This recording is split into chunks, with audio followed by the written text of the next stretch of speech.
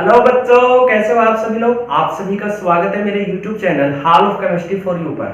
प्यारे बच्चों, last lecture हमने जो डिस्कस किया था वो किया था कोलिगेटिव प्रॉपर्टी के ऊपर, जिसके अंदर हमने पहली जो कोलिगेटिव प्रॉपर्टी थी उसको स्टडी किया था, यानी कि relative lowering of vapour pressure को हम लोग स्टडी कर चुके हैं। मैंने आपको ये भी बोला था कि कोलिगेटिव प्रॉपर्टी से एक 5 मार्क्स का क्वेश्चन आना ही आना है। तो आपकी 4 कोलिगेटिव प्रॉपर्टी है, तो आपको हर एक कोलिगेटिव प्रॉपर्टी को काफी अच्छे से समझना होगा और काफी ज्यादा न्यूमेरिकल की प्रैक्टिस करनी होगी। ठीक है, कुछ एक न्यूमेरिकल मैं कराऊंगा, बाकी आपको लेक्चर देखने के बाद खुद से भी प्रैक्टिस करनी है। तो आइए शुरू करते हैं। अपनी जो सेकंड कोलिगेटिव प्रॉपर्टी है वो है बेटे एलिवेशन इन बॉइलिंग पॉइंट, या फिर इसी को बोल दिया जाता है इब्यूलियोस्कोपी। क्या बोल दिया जाता है? इब्यूलियोस्कोपी। तो आप ध्यान रखना, कभी वो इसके नाम से पूछ सकता है या फिर इसके नाम से भी आपको पूछ सकता है। अब शुरू करते हैं। यहाँ पर आप जैसा कि टॉपिक का टाइटल देख रहे हैं, टॉपिक के टाइटल में आपके 2 वर्ड है बेटे। पहला जो वर्ड है वो है आपका बॉइलिंग पॉइंट और दूसरा जो वर्ड है वो है आपका एलिवेशन। तो दोनों को हम क्या करेंगे, आराम से समझेंगे, 1 बाय 1 डिस्कस करेंगे। सबसे पहले मैं बात करता हूं बॉइलिंग पॉइंट की। क्या होता है बॉइलिंग पॉइंट, आप लोग बताइए मुझे।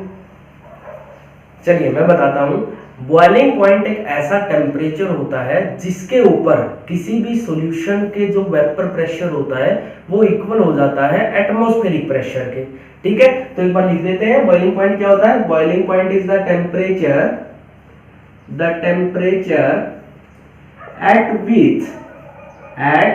which vapor pressure of a solution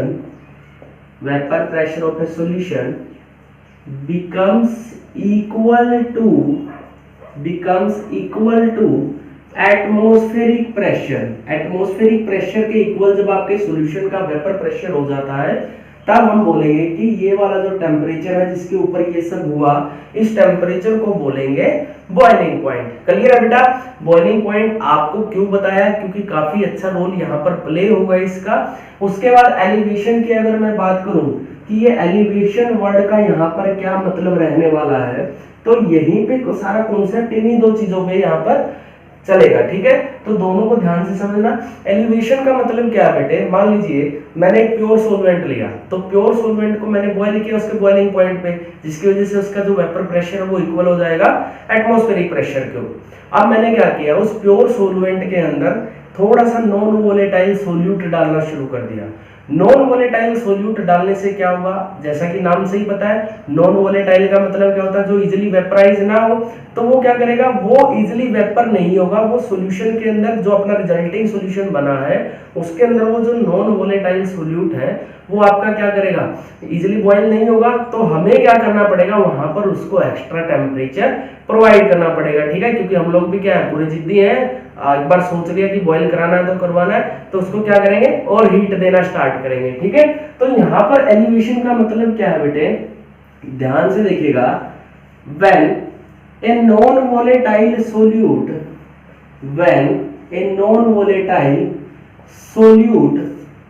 is added to a pure solvent, pure solvent के अंदर जब नॉन वोलेटाइल सोल्यूट डालेंगे, then boiling point of resulting solution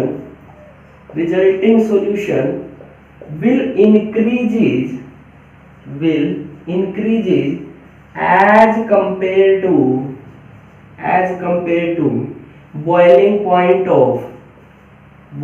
point of pure solvent. यानी कि प्योर सॉल्वेंट के कंपैरिजन में आपका जो बॉइलिंग पॉइंट है रिजल्टिंग सॉल्यूशन का वो बढ़ जाता है, और इसी को बोला जाता है एलिवेशन। एलिवेशन मतलब टू इंक्रीज है ना, और इसको डिनोट किया जाता है बेटे डेल्टा टीवी से। किससे डिनोट करते हैं बेटे? डेल्टा टीवी से, क्योंकि चेंज इन टेम्परेचर ही है ये।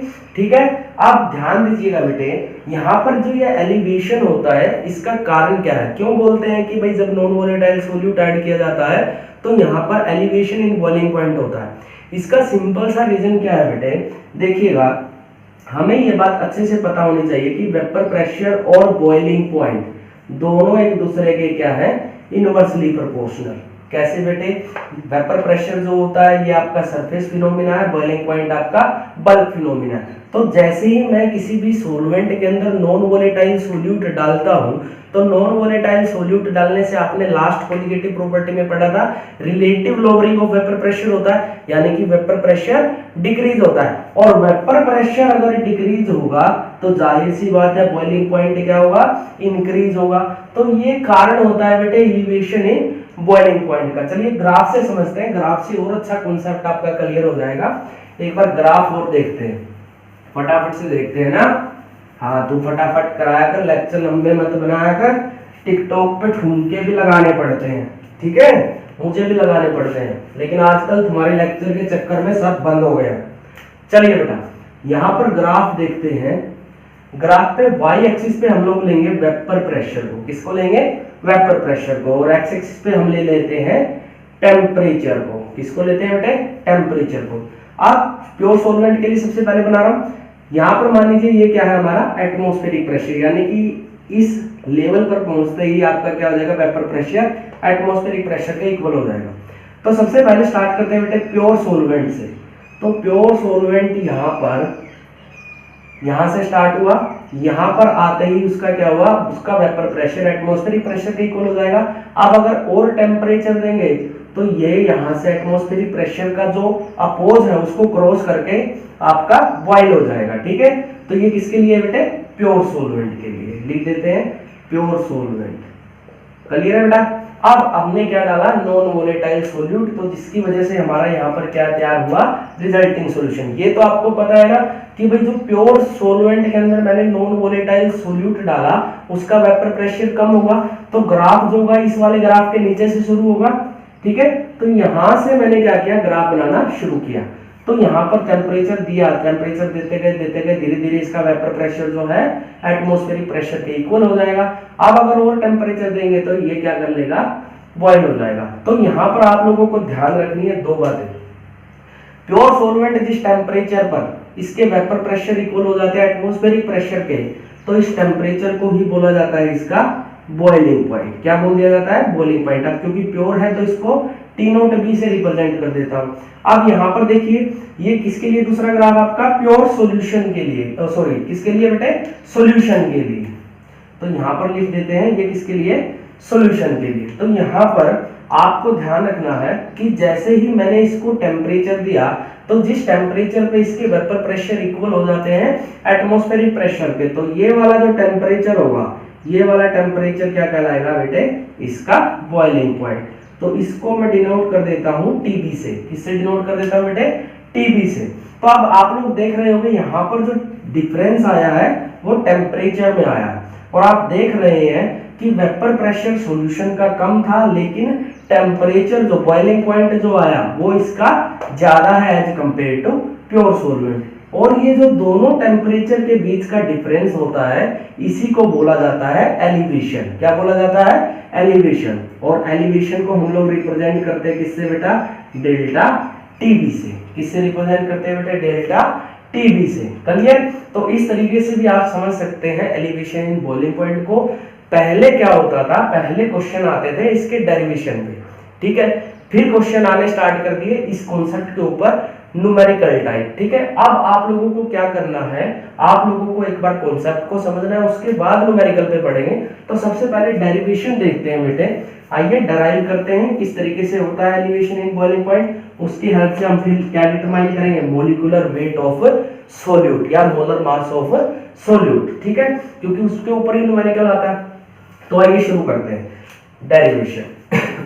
सबसे पहले बेटा आपको पता है टेम्परेचर जो होता है वो वेपर प्रेशर के डायरेक्टली प्रोपोर्शनल होता है, क्लियर है बेटे। Temperature is directly proportional to, अकेला P लिख दो, प्रेशर, क्लियर। तो ये बात भी क्लियर है बेटे, जो चेंज इन टेम्परेचर होगा वो भी डायरेक्टली प्रोपोर्शनल होगा चेंज इन प्रेशर के, क्लियर है बेटे। अब आप ध्यान से देखिएगा, लास्ट लेक्चर में हमने पढ़ा था कि जो चेंज इन प्रेशर होता है वो डायरेक्टली प्रोपोर्शनल होता है मोल फ्रैक्शन ऑफ सोल्यूट के। तो इसको इक्वेशन 1 मान लेते हैं, इसको इक्वेशन 2 मान लेते हैं। तो इक्वेशन और 1 और 2 से आपने क्या देखा कि यहाँ पर इक्वेशन 1 और 2 से मैं ये लिख सकता हूँ कि जो डेल्टा T होगा वो आपका क्या हो जाएगा, डायरेक्टली प्रोपोर्शनल होगा मोल फ्रैक्शन ऑफ सोल्यूट के। क्लियर है यहाँ तक? डेल्टा टी कौन है बेटे? डेल्टा टीबी कौन है बेटे? Delta TB. तो चलिए जब भी साइन ऑफ प्रोपोर्शनलिटी को हटाते हैं तो एक कांस्टेंट लिखते हैं, तो यहाँ पर डेल्टा टीबी जो होगा वो इक्वल हो जाएगा के डैश x2 के या chi2 के। ठीक है, यहाँ तक क्लियर बेटे सबको? तो अब क्या करते हैं, मोल फ्रैक्शन आप सभी को पता ही है। मोल फ्रैक्शन क्या होता है? मोल फ्रैक्शन होता है जिस कंपोनेंट का मोल फ्रैक्शन निकालते हैं उसके number of mole divide by total number of mole. तो यहाँ पर वैल्यू रख देते हैं delta TB is equal to K dash n2 upon n1 plus n2। यहाँ तक क्लियर बेटे? अब आपको ध्यान देना है क्योंकि सॉल्यूशन काफी डाइल्यूटेड है, सो n2 is very less than n1, hence we can neglect n2 from denominator। नीचे वाले में से आप क्या कर सकते हो, इसको रिमूव कर सकते हो। क्लियर है बेटे? तो यहाँ पर आपकी जो इक्वेशन रह जाती है, इक्वेशन मॉडिफाई होकर क्या रह जाती है, delta TB is equal to K dash n2 upon n1। Clear? Number of mole क्या होते हैं बेटे? Weight upon molecular weight. तो n1 को मैं खोल के लिख देता हूँ k dash n2 upon n1 क्या बेटे? w1 upon m1। तो m1 ऊपर चला जाएगा। क्लियर है यहाँ तक? अब आपको ध्यान देना है बेटे, जो k डैश इंटू m1 है, इन दोनों को मैं क्या कर देता हूँ और भी सिंप्लीफाई कर लेता हूँ। यहाँ पर मैं कांस्टेंट चेंज कर देता हूँ, kb से रिप्रेजेंट कर देता हूँ। kb किसके इक्वल होगा बेटे? k dash is into m1 के, और ऊपर क्या है n2 और नीचे क्या है w1। क्लियर है यहाँ तक? अब आप लोगों को पता है n2 by w1 number of mole of solute divide by weight of solvent in kg। इसको क्या बोला जाता है बेटे? मोलैलिटी। क्या बोला जाता है? मोलैलिटी। क्लियर? तो डेल्टा टीबी जो होगा वो इक्वल हो जाएगा kb डॉट mk। किसके इक्वल हो जाएगा बेटे? kb dot mk। और मोलैलिटी का फॉर्मूले में देखिए बेटे नंबर ऑफ मोल्स आ रहा है, तो यहीं से पता लग रहा है कि जो एलिवेशन इन बॉइलिंग पॉइंट है वो डिपेंड करता है number of mole of solute पे, यानी कि सोल्यूट के नंबर पे डिपेंड कर रहा है, नेचर पे डिपेंड नहीं कर रहा। यहाँ से ये प्रूव होता है कि ये वाली जो प्रॉपर्टी है ये भी आपकी एक कोलिगेटिव प्रॉपर्टी है। तो यहाँ तक आपको क्लियर है बेटा? ये आपको इंपॉर्टेंट मार्क कर लेना है। ठीक है, फटाफट से उतारिए। उसके बाद मॉलिक्यूलर मास डिटरमिनेशन देखते हैं। जल्दी हो गया बेटे? चलो मैं इसको साफ कर देता हूँ, उसके बाद आगे बढ़ते हैं। अगला जो हमारा टॉपिक है इसी के अंदर determination of molar mass of solute. क्या है बेटे? Determination of molar mass of solute. तो ये इंपॉर्टेंट है भैया, इसके ऊपर न्यूमेरिकल बनता है ना। अभी तक क्या देखा? डेल्टा टीबी जो है वो इक्वल होगा kb डॉट mk। किसके इक्वल होगा? kb dot mk। तो यहाँ पर मोलैलिटी जो होता है, मोलैलिटी क्या होता है? Number of moles of solute divide by weight of solvent in kg। ठीक है, अगर kg की बजाय यहाँ पर ग्राम में तो इसको क्या कर देंगे? 1000 से मल्टीप्लाई कर देंगे। क्लियर है? नंबर ऑफ, तो इसको कैसे लिख सकते हैं हम? n2 upon w1 into 1000। n2 की वैल्यू क्या होगी बेटे? w2 upon m2 wait upon molecular weight. तो इसको भी यहीं पुट कर देता हूँ। तो मोलैलिटी जो होगी हमारी क्या हो जाएगी बेटे? w2 upon m2 w1 into 1000। Clear है बेटा यहाँ तक? तो अब आपको क्या करना है, ये मोलैलिटी जो है इसकी वैल्यू यहाँ पर इस इक्वेशन के अंदर रख देनी है। ठीक है, तो आइए रखते हैं delta TB is equal to kb dot w2 into 1000 divide by m2 into w1। निकालना क्या है? मोलर मास ऑफ सोल्यूट या मोलिकुलर वेट ऑफ सोल्यूट, ये निकालना है m2। तो m2 को उधर ले जाओ। m2 is equal to kb dot या into w2 into 1000 divide by w1 into delta TB. तो ये जो फॉर्मूला निकल के आया है ये इंपॉर्टेंट है बेटे, है ना? ये आपको ध्यान रखना है, इसको MTR मार्क कर लो। यहाँ पर M2 क्या है, molar mass of solute, Kb क्या है, हाँ Kb जो कांस्टेंट आया है इसको बोला जाता है मोलर एलिवेशन कांस्टेंट, अभी इस पर बात करेंगे, ठीक है। W2 क्या है बेटे, वेट ऑफ सोल्यूट, ठीक है। 1000 से मल्टीप्लाई क्यों किया है, क्योंकि यहाँ पर अगर वेट ऑफ सोल्वेंट इन ग्राम है तो उसको किलोग्राम में कन्वर्ट करना पड़ेगा। अगर ऑलरेडी आपको किलोग्राम में दे रखा है तब आप 1000 मत लगाना, ठीक है। W1 क्या है बेटे, weight of solvent, delta T भी क्या है, एलिवेशन इन टेम्परेचर। तो ये होता है डेरिवेशन आपका। अगर आप लोगों को समझ में आया हो तो आप एक बार फटाफट से नोट कर लीजिए, उसके बाद वीडियो को पॉज कर लीजिए, मैं तब तक इसको साफ कर देता हूं और आगे बढ़ते हैं, ठीक है। केबी पर चर्चा कर लेते हैं थोड़ी सी, केबी चलिए बेटे, केबी को बोला जाता है बेटे मोलर एलिवेशन कांस्टेंट। क्या बोला जाता है, मोलर एलिवेशन कांस्टेंट, ठीक है। या फिर इसी को बोल दिया जाता है इब्यूलियोस्कोपिक कांस्टेंट। तो दोनों सेम बात है बेटे, ध्यान रखना, ठीक है। किसके बारे में बात कर रहे हैं, केबी के बारे में। किसके बारे में, केबी के बारे में। क्या होता है केबी, अगर आपसे कोई पूछता है कि भाई मोलर एलिवेशन कांस्टेंट को आपको डिफाइन करना है तो आप किस तरीके से इसको डिफाइन करोगे, तो आपको देखिए बेटे यहाँ पर क्या था, delta TV is equal to KB dot M. अगर मैं मोलैलिटी को क्या कर दूं, 1 कर दूं, यूनिटी कर दूं, ठीक है। तो यहाँ पर केबी इक्वल हो जाएगा किसके, डेल्टा टीवी के। तो केबी क्या होता है, केबी उस सॉल्यूशन का elevation in temperature boiling point के इक्वल होता है जब मोलैलिटी आपकी क्या हो जाए, 1 के इक्वल हो जाए, ठीक है। तो डिफाइन कैसे करेंगे, it is equal to elevation in boiling point when molality of a solution is unity। अगर आपसे कोई यूनिट पूछता है केबी की, तो केबी की क्या यूनिट होगी बेटे, KB is equal to delta TB upon M. Delta TB temperature है बेटे तो केल्विन में होगा। मोलैलिटी क्या था बेटे, number of moles divide by weight of solvent in KG. तो यहाँ पर क्या आएगा, मोल पर केजी। तो यहाँ पर क्या कर देते हैं, मोल और केजी ऊपर चला जाएगा ऐसे, ठीक है। तो यहाँ पर जो यूनिट निकल के आती है वो क्या निकल के आई, केल्विन किलोग्राम पर मोल।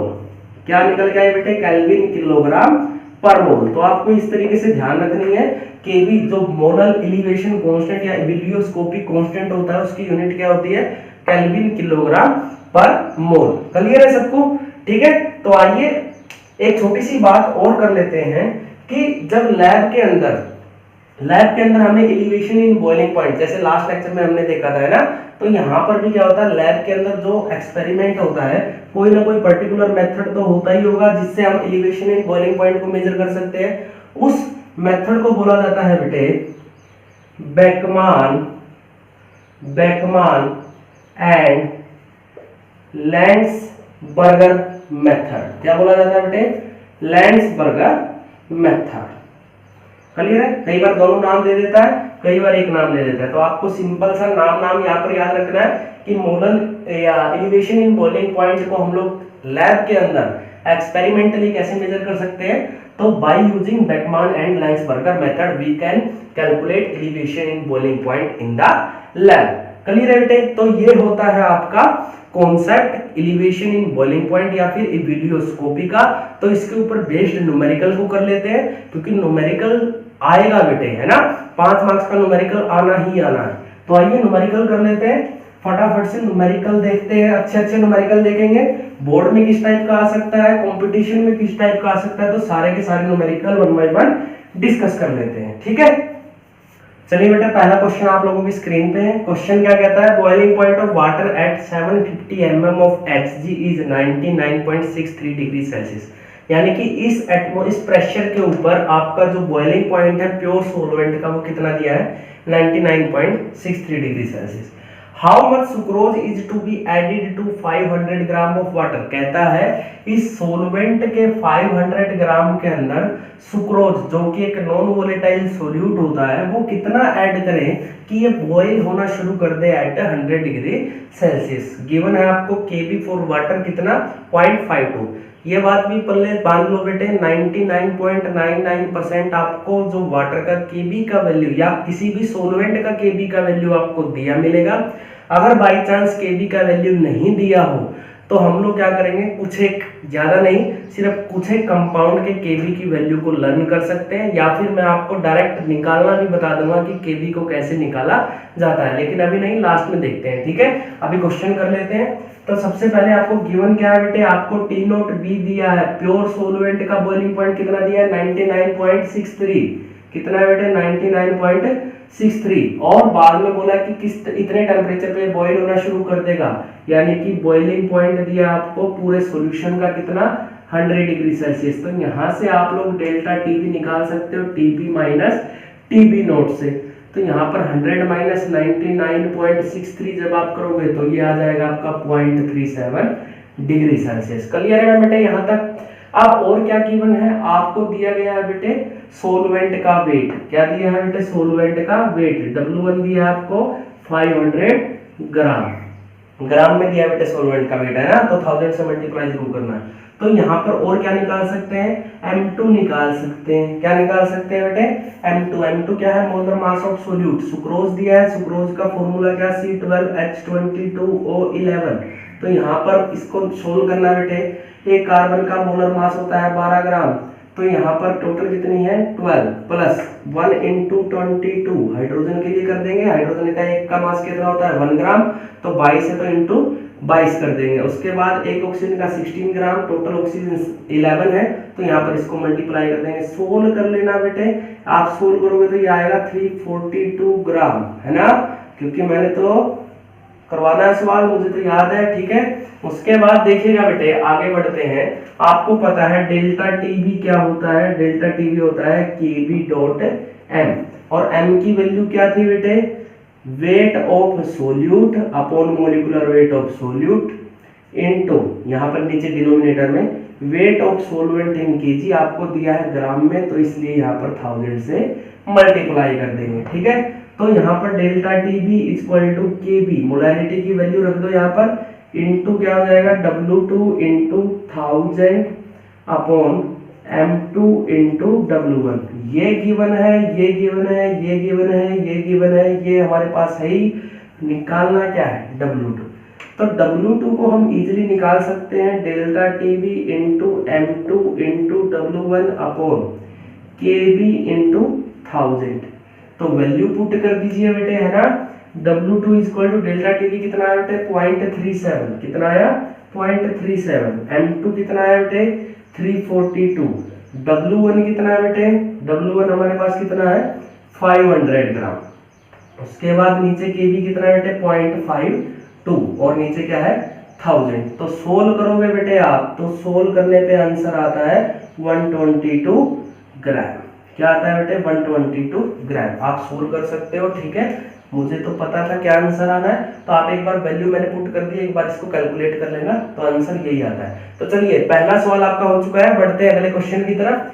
अगला क्वेश्चन भी काफी इंपॉर्टेंट है बेटे आपका, है ना, काफी अच्छी अच्छी वैरायटी बनती है क्वेश्चंस की, तो यहाँ पर हर एक क्वेश्चन काफी इंपॉर्टेंट रहने वाला है, आपको हर एक क्वेश्चन पूरे ध्यान से देखना है। तो बढ़ते हैं अगले क्वेश्चन की तरफ।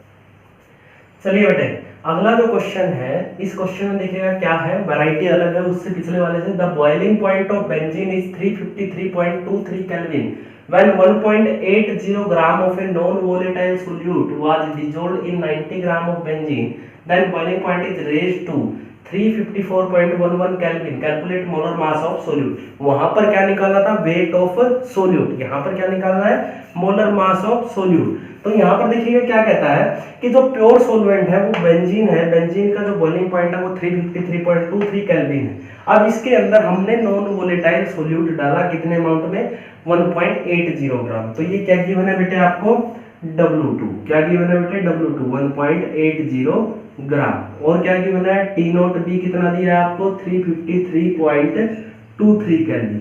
ठीक है, फिर क्या कहता है जब इसको हम डिजोल्व करते हैं 90 ग्राम ऑफ बेंजीन के अंदर, यानी कि वेट ऑफ सोलवेंट भी आपको दिया है कितना 90 ग्राम। उसके बाद कहता है then boiling point is raised to 354.11 kelvin. क्या कहता है बेटे, टीबी कितना हो जाता है 354.11 केल्विन। तो कहता है आपको मोलर मास निकालना है सोल्यूट का, निकालना क्या है M2, और आपको क्या गिवन है बेटे Kb, क्या गिवन है Kb। तो डायरेक्ट फॉर्मूला है बेटे delta TB is equal to Kb dot M। तो यहाँ पर डेल्टा टीबी क्या हो जाएगा बेटे, जरा कैलकुलेट करना, TB minus TB naught 354.11 minus 353.23। तो यहाँ पर देखिएगा क्या हो जाएगा 11 माइनस 3 कितना 8, 10 माइनस 2 ये भी 8 पॉइंट, तो यहाँ पर कितना रहेगा बेटे 3, तो 0.88 आ गया। ठीक है, तो 0.88 आपका डेल्टा टीबी आ गया, केबी आपको दिया गया है। तो यहाँ पर मोलैलिटी का फॉर्मूला क्या होता है, wait of solute upon molecular weight of solute, weight of solvent in KG. अगर यहाँ पर ग्राम में दिया है तो आपको 1000 से मल्टीप्लाई करना है, तो यहाँ पर मोलैलिटी की वैल्यू पुट करनी है, निकालना क्या है M2। तो डायरेक्ट आप क्या कर सकते हो, यहाँ पर M2 निकाल सकते हो, कैसे Kb dot W2 into 1000 divide by W1 into delta T भी उधर से इधर ले आओ डेल्टा टी। तो यहाँ पर वैल्यू पुट कर दो बेटे, M2 इक्वल टू Kb की वैल्यू कितनी है, गिवन है बेंजीन के लिए 2.53 केल्विन किलोग्राम पर मोल। W2 कितना दिया है बेटे, W2 देखो, W2 दिया है आपको 1.80 gram into 1000 divide by W1 कितना दिया है बेटे 90 ग्राम, डेल्टा टीबी की वैल्यू क्या है बेटे 0.88, सोल्व करोगे बेटे तो ये आएगा 58 ग्राम। क्या आएगा बेटे 58 ग्राम। क्लियर। तो इस तरीके का क्वेश्चन भी आपसे पूछ सकता है। अब बढ़ते हैं बेटा आईआईटी नीट के क्वेश्चनों के ऊपर, क्योंकि वहां से भी क्वेश्चन देखिए, वहां थोड़ा सा डिफरेंट काइंड का क्वेश्चन आता है। यहाँ पर तो क्या है सीधा फॉर्मूला लगा, वहां पर क्या करता है दो कॉन्सेप्टों की इंटरमिक्सिंग कर देता है, और कॉन्सेप्ट की इंटरमिक्सिंग जब हो जाती है तब क्वेश्चन आप लोग छोड़ाते हो, है ना। आपको फॉर्मूला भी याद होता है, कॉन्सेप्ट भी पता है, लेकिन फिर भी क्वेश्चन नहीं डील कर पाते हो। तो आइए क्वेश्चन देख लेते हैं फटाफट से। चलिए बेटे अगला जो क्वेश्चन है ये हमारा AIEEE के अंदर भी आया हुआ है, IIT JEE के अंदर भी रिपीट हुआ है। क्वेश्चन काफी अच्छा है, क्योंकि IIT JEE में ऐसा नहीं है कि बोर्ड के टाइप के क्वेश्चन आते हो जैसे कि आपका कि भाई फॉर्मूला याद है सीधा आंसर आप पुट कर सकते हो। ठीक है, यहाँ पर क्या होता है, यहाँ पर कॉन्सेप्ट को आपस में इंटरलिंक करना पड़ता है। ठीक है, यहाँ पर देखिए इस क्वेश्चन में क्या होता है, आपको क्या गिवन है, for a dilute solution containing 2.5 gram of A non volatile solute, solute का वेट यानी कि आपको W2 दिया है बेटा कितना 2.5 ग्राम इन 100 ग्राम ऑफ वाटर, यानी कि आपको सोलवेंट का वेट भी दे दिया कितना 100 ग्राम। ठीक है, the elevation in boiling point at 1 atmospheric pressure is 2 degree Celsius. और क्या दिया है आपको P नोट दिया है कितना 1 एटमॉस्फेरिक प्रेशर, यानी कि ये इक्वल कर सकते हो 760 mm ऑफ Hg के। ठीक है, साथ के साथ आपको क्या दिया है डेल्टा टीबी, क्या दिया है बेटे डेल्टा टीबी कितना दिया है 2 डिग्री सेल्सियस। फिर कहता है एज्यूम कीजिएगा जो सोल्यूट की कंसंट्रेशन है वो काफी कम है as compare to concentration of solvent. तो यहां पर आपको निकालना है वेपर प्रेशर ऑफ सॉल्यूशन, निकालना क्या है बेटे P, क्या निकालना है P। यहां पर फॉर्मूले के अंदर तो एलिवेशन जब से पढ़ रहे हैं P की तो कहीं बात ही नहीं की, तो यहां पर इसने क्या किया है दो कॉन्सेप्ट को लिंक कराया है। क्वेश्चन आपको दिया है एलिवेशन इन बॉइलिंग पॉइंट का, पूछ क्या रहा है वेपर प्रेशर, तो वेपर प्रेशर के लिए कहां जाना पड़ेगा relative lowering of vapour pressure पे। और क्या गिवन है आपको दिया गया है क्या, यहां पर वाटर दिया है, तो वाटर का केबी कितना होगा बेटे, वाटर का केबी होगा आपका 0.52। ठीक है, केबी की वैल्यू कभी दे देता है कभी नहीं देता है, तो केबी की वैल्यू भी निकालनी सिखाई जाएगी। ठीक है, अदरवाइज पूछे कंपाउंड बता दूंगा डायरेक्ट, उन कंपाउंड के केबी की वैल्यू आपको याद होनी चाहिए। तो आइए क्वेश्चन की क्या अप्रोच रहेगी, सबसे पहले हम लोग क्या करेंगे जो गिवन डाटा है उसका यूज करेंगे। तो डेल्टा टीबी क्या होता है केबी डॉट एम, एम क्या बेटे मोलैलिटी, मोलैलिटी क्या होता है, मोलैलिटी होता है आपका number of mole of solute divide by weight of solvent in KG. अगर ग्राम में दिया है तो क्या करोगे 1000 से मल्टीप्लाई, ठीक है। यहाँ पर इस m की वैल्यू इस इक्वेशन में पुट कर देंगे तो डेल्टा टीबी सीधी वैल्यू लिख देता हूँ बेटे, 2 दिया है आपको, के बी आपका 0.52 है, यहाँ पर क्या हो जाएगा इंटू N2 अपॉन W1 कितना दिया है बेटे, W1 दिया आपको 100 ग्राम इंटू 1000। तो सोल्व करो बेटे, N2 की वैल्यू आएगी 5/19, क्या आएगी 5/19। यहीं से अप्रोच निकल के आती है कि जब हमारे पास number of mole of solute आ गए तो हम लोग प्रोसीड कर सकते हैं relative lowering of vapour pressure की तरफ। वो क्या था बेटे, relative lowering delta P upon P not is equal to mole fraction of solute. Last lecture में देखा था, ठीक है। मोल फ्रैक्शन सोल्यूट का क्या होता है बेटे, जिस कंपोनेंट का मोल फ्रैक्शन निकालना हो उसके नंबर ऑफ मोल्स ले लोगे divide by total number of moles ले लोगे, ठीक है। अब यहाँ पर देखिएगा लाइन के अंदर से कैसे कॉन्सेप्ट निकालना है। कहता है एज्यूम कीजिए concentration of solute is much lower than the concentration of solvent, यानी कि जब मोल फ्रैक्शन की बात कर रहे हैं तो डिनोमिनेटर में से इस N2 को हटा सकते हैं क्योंकि सॉल्यूशन काफी डाइल्यूट है आपका। N2 की वैल्यू जो है वो वेरी वेरी लेस देन है N1 से। क्लियर यहाँ तक? तो यहाँ पर इस फॉर्मूले के अंदर पुट करो, delta P upon P not is equal to N2 upon N1 हो गया। यहाँ से आप वैल्यू निकाल सकते हो, इधर चलते हैं, इधर यहाँ पर लिख लेते हैं, ठीक है। तो यहाँ पर डेल्टा पी क्या होता है बेटे, P naught minus P divide by P not is equal to N2 upon N1। अब क्या N2 पता है, डेल्टा पी नॉट पता है, N1 कैसे निकाल सकते हैं, नंबर ऑफ मोल क्या होता है वेट अपॉन मोलिकुलर वेट, तो W1 अपॉन M1, M1 ऊपर चला जाएगा, इधर क्या आ जाएगा M1। तो यहाँ पर आपका क्या निकलता है, P naught minus P is equal to, P naught को भी इधर ले गया मैं, तो 760 इंटू 5/19 आया था इंटू नीचे क्या है वेट ऑफ सोलवेंट कितना है 100 ग्राम और मोलिकुलर वेट कितना होता है वाटर का 18। तो सोल्व करोगे बेटे तो पी नोट माइनस पी यानी कि डेल्टा पी की वैल्यू आती है 36। कितनी आएगी बेटे 36। अब निकालना क्या है पी सॉल्यूशन, क्या निकालना है पी सॉल्यूशन। तो हम क्या करेंगे इस पी को इधर ले आएंगे और इसको उधर ले जाएंगे। तो यहाँ पर पी जो होगा वो क्या हो जाएगा बेटे पी नोट माइनस 36।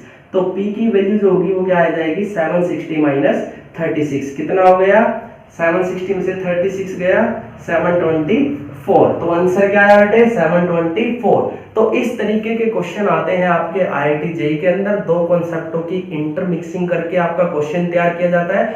आपको सब फॉर्मूले भी याद होते हैं लेकिन फिर भी आपसे क्वेश्चन नहीं हिलता। कारण क्या है, क्योंकि आपका कॉन्सेप्ट जो होता है वो स्ट्रॉन्ग नहीं होता है, ठीक है। तो चलिए आगे एक क्वेश्चन और देखते हैं, फटाफट से देख लेते हैं एक बढ़िया सा क्वेश्चन और उसके बाद लेक्चर खत्म करते हैं, ठीक है। हाँ खाजा सारा डाटा खाजा हमारा, तुझे क्या पता टिकटॉक पे ठुमके भी लगाने पड़ते हैं तुझे क्या पता 50 फॉलोवर हो गए हैं मेरे, ठीक है कोई बात नहीं, ये भी जरूरी है ना।